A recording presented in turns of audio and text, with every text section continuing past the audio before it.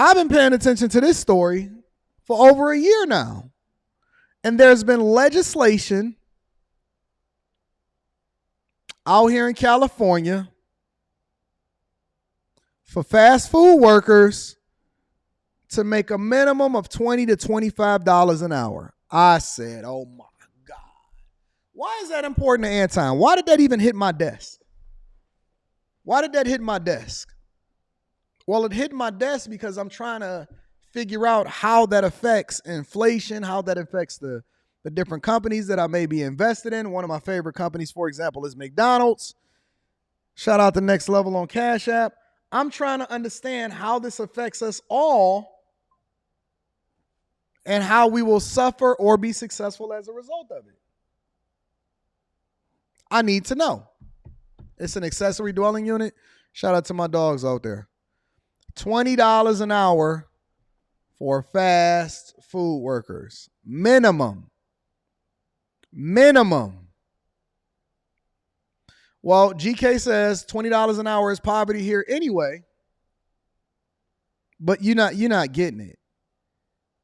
They're going to pass the cost over to consumers, and so the same way that $15 an hour that y'all was advocating for and protesting for out here in all of these different states and all of these fast food places, and now it's $20 an hour, and next year it's going to be $30 an hour, and you're always going to still be in the same. Don't worry about it. We'll get there.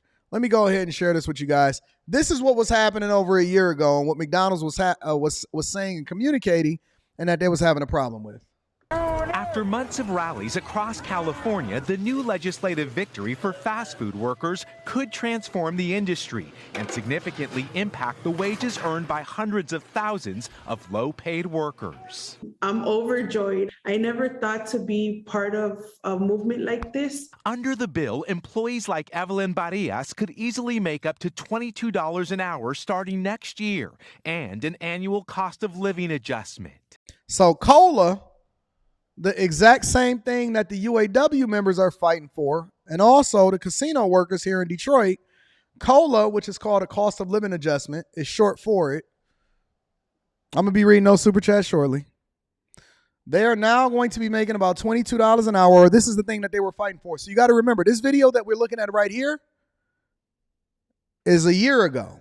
This is over a year old. I know the likes is looking anemic, but I need y'all to get them up. This is over a year ago. This is what they were fighting for. I have 4 children. We're barely making ends meet to pay for our apartment. It would change my life completely. Still in need of the governor's approval, the measure is a major step toward sectoral bargaining. Question. Just a question.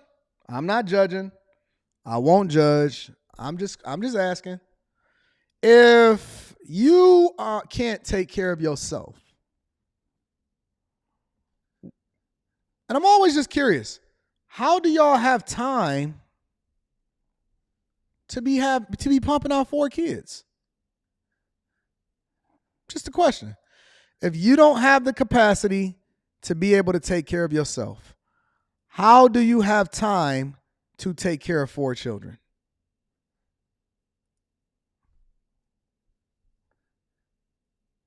Just a question. Why does it then become our responsibility in order to ensure that your kids is taken care of? Just curious. Why are we now responsible for the well-being of your children? They're yours. They're your children. Nobody told me that I had to have kids. Nobody told me that I had to have kids. Bargaining, which gives workers a seat at the table with employers. Rare in the United States, only sectors like auto manufacturing use similar negotiations. This bill brings equity for Black and Latino fast food workers up and down the state of California. It means that they can both put food on the table and gas in the tank. Impacting restaurant chains with at least 100 locations nationwide, experts believe raising wages will increase salaries for those in other sectors like retail. Some argue it also comes at a cost. They're trying to say that this is a trickle-up event.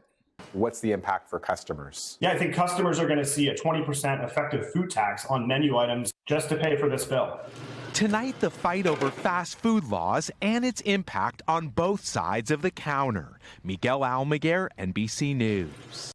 So what they're basically telling you, and what's actually not being communicated over to you, is also that, and remember, that was a year ago. So now we're going to bring you up to date on what's going on today, is that this is one of the contributing factors of inflation.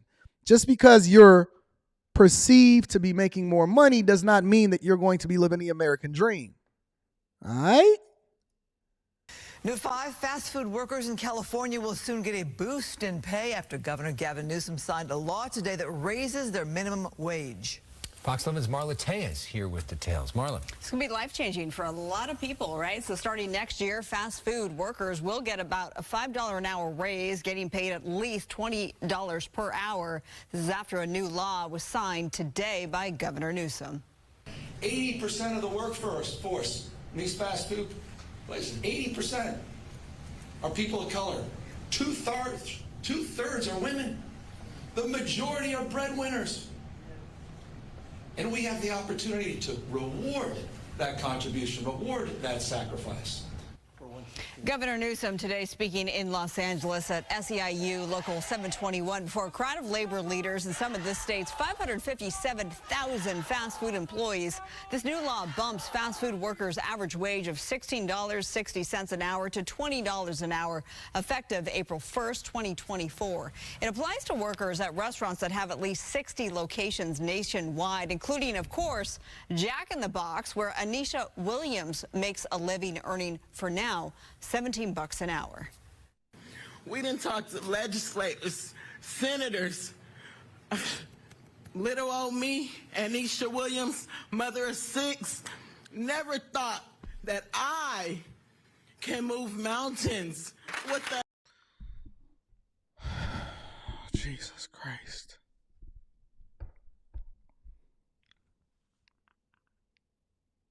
Anisha, are you with me? Are you riding? Nisha, what is wrong with you, boo? What's up, baby? What's up, baby girl? Why do you have 6 kids and you're working at Jack in the Box and you think that this is a career? Where do we go wrong in this country? Where did we go wrong in this country? Why does she make... Oh, my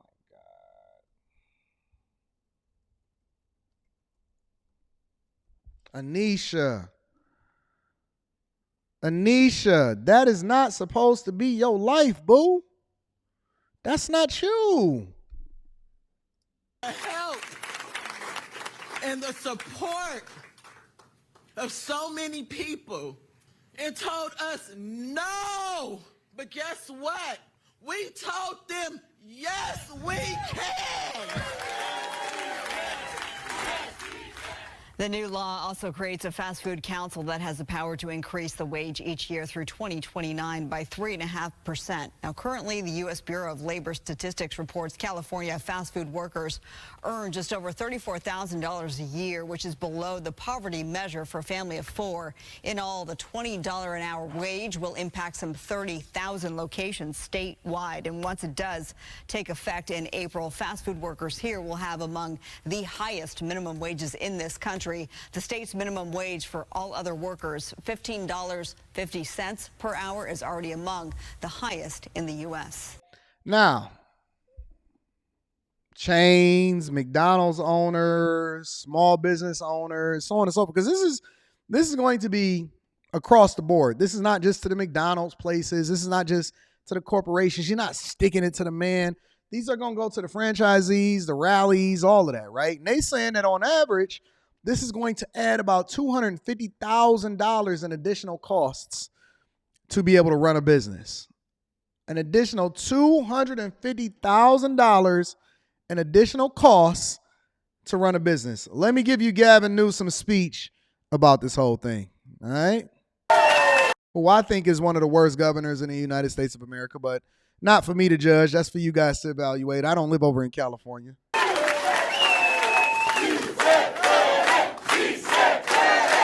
Look at this guy. When y'all gonna stop letting these politicians pander to y'all for votes? Reading super chat shortly. For the record, that bike Anisha is referring to was a Harley Davidson.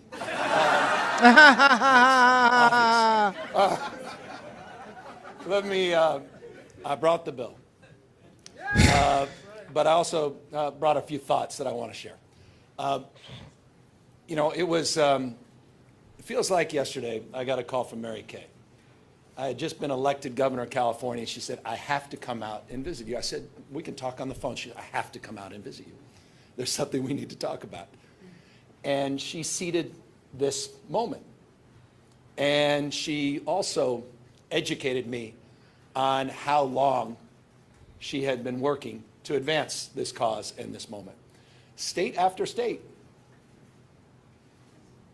And she said, maybe, just maybe California, maybe this state can move the bar a little higher. We can move this needle. Then COVID hit.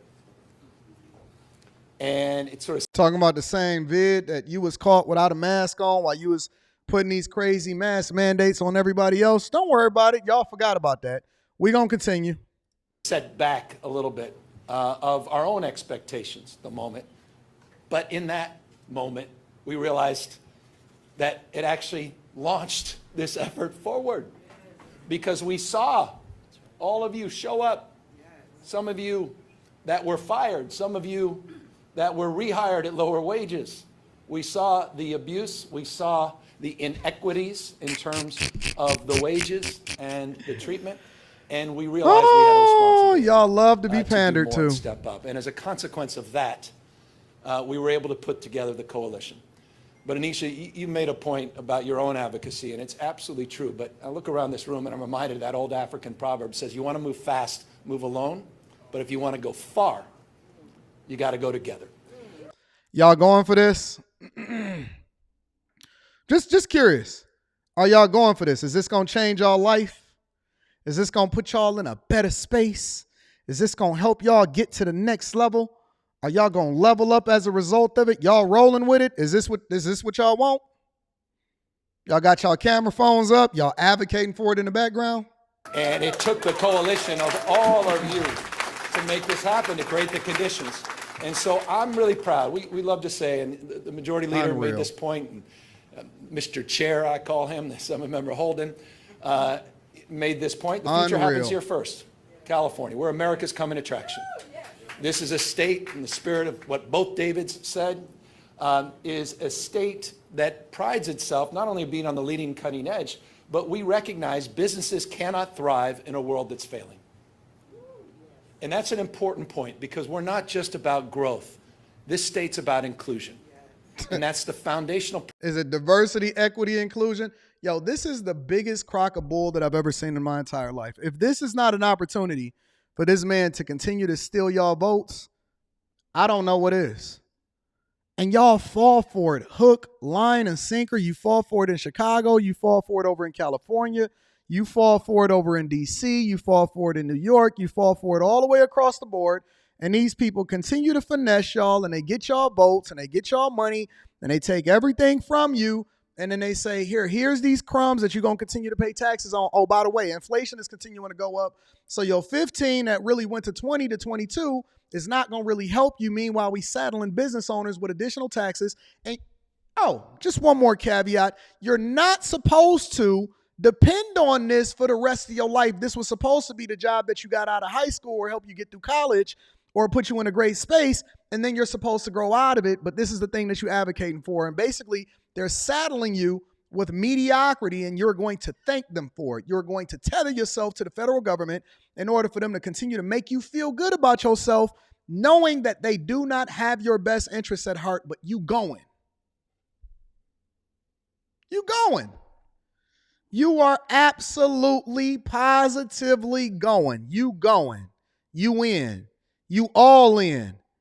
Give it to me. Show me the money. Where is it at? How can I continue to be in the Victim Olympics? I won't in. Tell me, Mr. Gavin, how can I be a part of whatever it is that you got going on? I can't believe that y'all just continue to fall for this hook, line, and sinker every single time without fail, and nobody is even incentivizing you to do so. They now have empowered you to do it on your own. $22 an hour. And then this is the reason why the union, why UAW is over there striking, because they're like, hey, we're the fabric of America.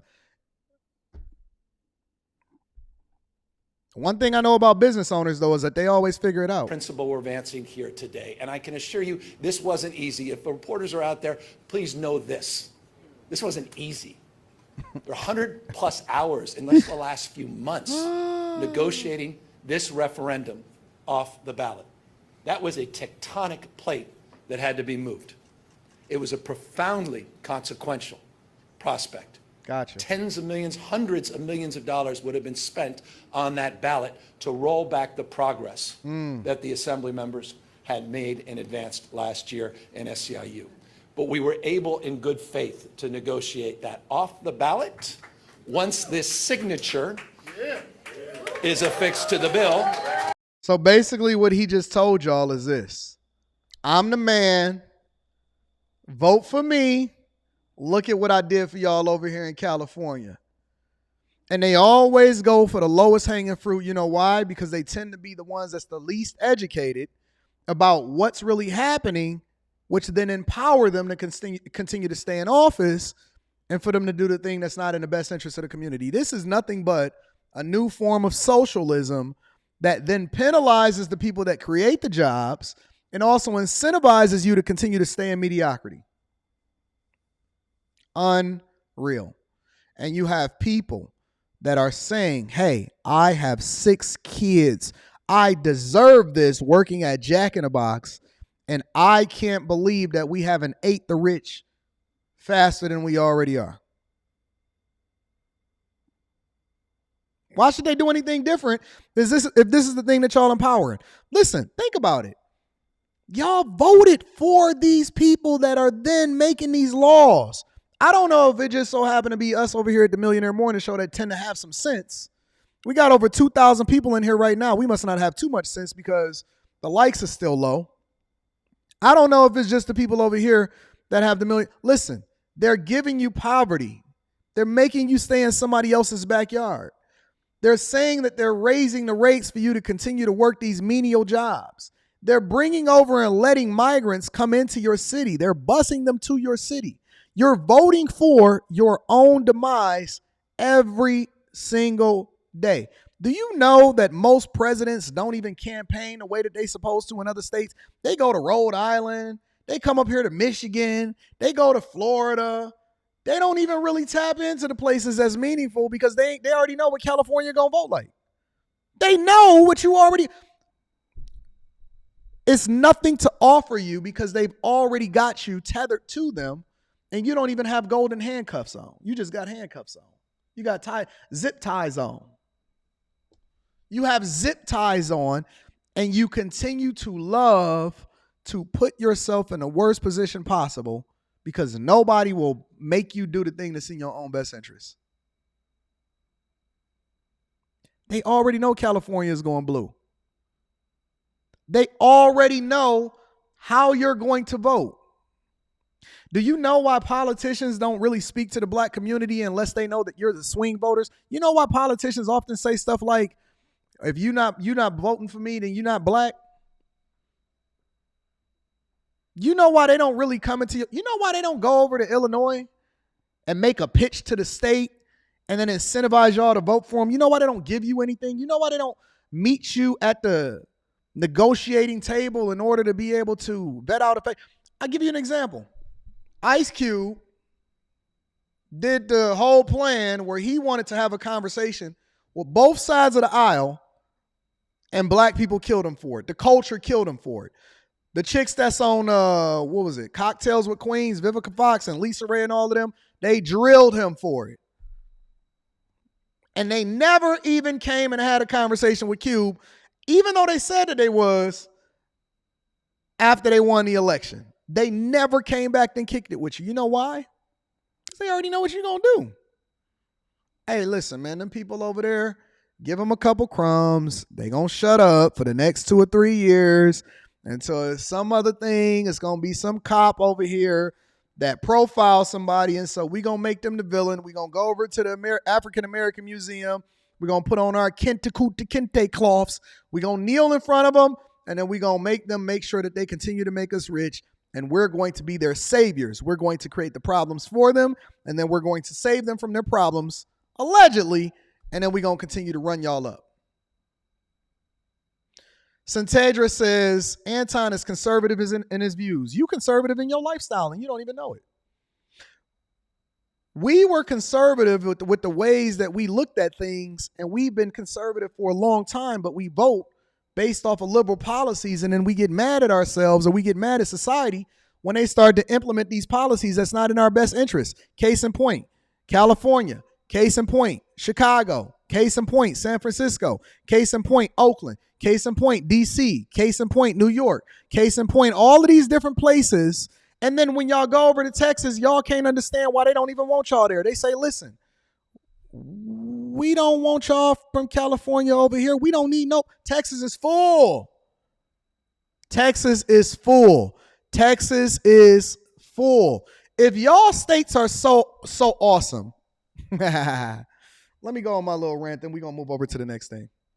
If y'all states are so awesome, why y'all keep leaving them? If it's so good where you at, why do you keep leaving a place where you at in order to go over to the place that you don't like? Why is everybody leaving Atlanta? Why is everybody leaving Chicago? Why is everybody trying to move from over in California? Why is there an exodus happening over in New York? If y'all love it so much, why y'all not staying? Skip that, man. I'm going for where the jobs are. I'm going for where the houses is more affordable. I'm going where they got better policies and stuff. And then you bring your same mindset and your voting over into the place and turn it into the place that you ran away from. Mindset. It's not just enough to get to the bag. It's also important for you to change your mindset when you start to move over into these places because they don't want you there. They don't want you ghetto. They don't want your bad habits. They don't want your liberal policies. They don't want the way in which you're trying to change the church. They don't want the way in which you're trying to change the business codes. They don't want the way in which you're trying to enable crime. You're running away from it. So while you think that they want what it is that you come from, don't worry. We're going to get there.